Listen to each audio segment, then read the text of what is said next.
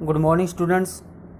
आज हम पाठ नंबर 4 पढ़ने जा रहे हैं, जो एक कविता है जिसका नाम है नदी का रास्ता।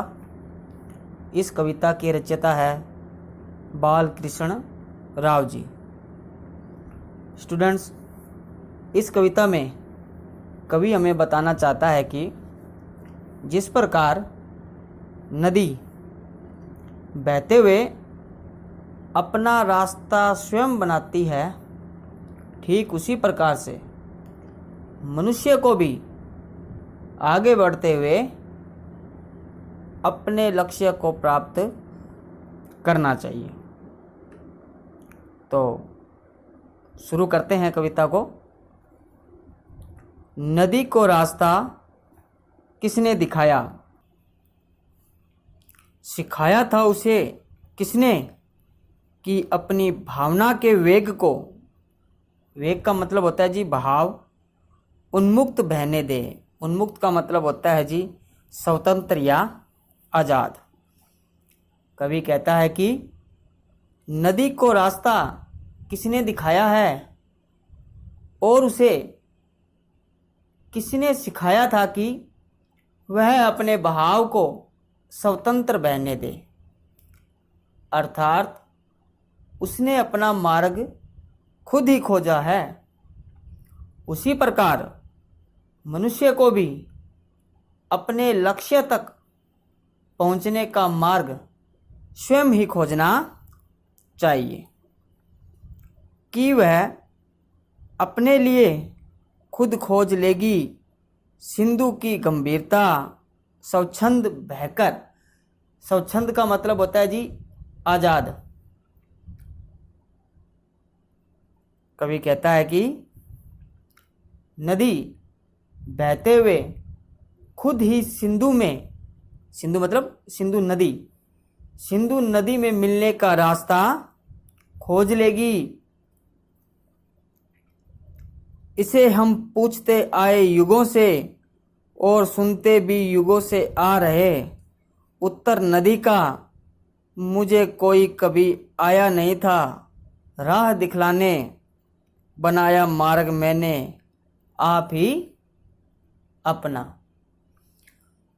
हम युगों से यह देखते और सुनते आए हैं और हमने कई बार पूछा भी है, पर नदी हमेशा यही कहती है कि उसे यह मार्ग किसी ने नहीं दिखाया है, उसने अपना मार्ग स्वयं ही खोजा है। उसी प्रकार हमें भी अपने लक्ष्य तक पहुंचने का मार्ग स्वयं खोजना चाहिए। आगे है, ढकेला था शिलाओं को गिरी निर्भीकता से मैं कई ऊंचे प्रपातों से, वनों में कंदराओं में भटकती भूलती मैं, फूलती उत्साह से प्रत्येक बाधा विघन को। शिलाओं का मतलब होता है जी पत्थर, और प्रपात का मतलब होता है जी झरने, और कंदरा का मतलब होता है जी गुफा।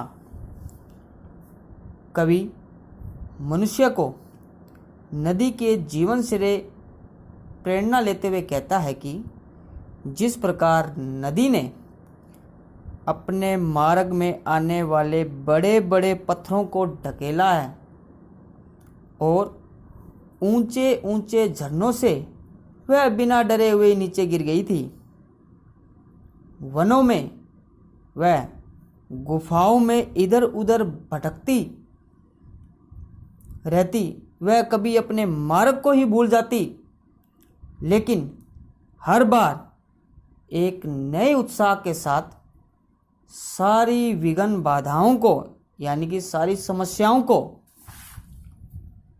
ठोकर लगाकर ठेलकर बढ़ती गई आगे, निरंतर एक तट को दूसरे तट से दूर करती। सारी विघ्न बाधाओं को ठोकर लगाती हुई निरंतर आगे बढ़ती जाती है और एक तट को दूसरे तट से दूर करती जाती है। अर्थात नदी अपने मार्ग में आने वाली हर समस्या को दूर करते हुए निरंतर आगे बढ़ती ही जाती है। ठीक उसी प्रकार से मनुष्य को भी अपने जीवन में आने वाली हर समस्या को पार करते हुए अपने लक्ष्य को पाने के लिए निरंतर आगे बढ़ते रहना चाहिए। आगे है, बड़ी सफलता के साथ और अपने दूर तक फैले हुए साम्राज्य के अनुरूप गति को मंद कर पहुंची जहां सागर खड़ा था। फैन की माला लिए मेरी प्रतीक्षा में, यही इतिवृत्त मेरा मार्ग मैंने आप ही अपना बनाया था। सफलता का मतलब होता है जी धन धान्य से पूर्ण, फैन का मतलब होता है जी झाग, और इतिवृत्त का मतलब होता है पूरी कथा को अंत तक बताना।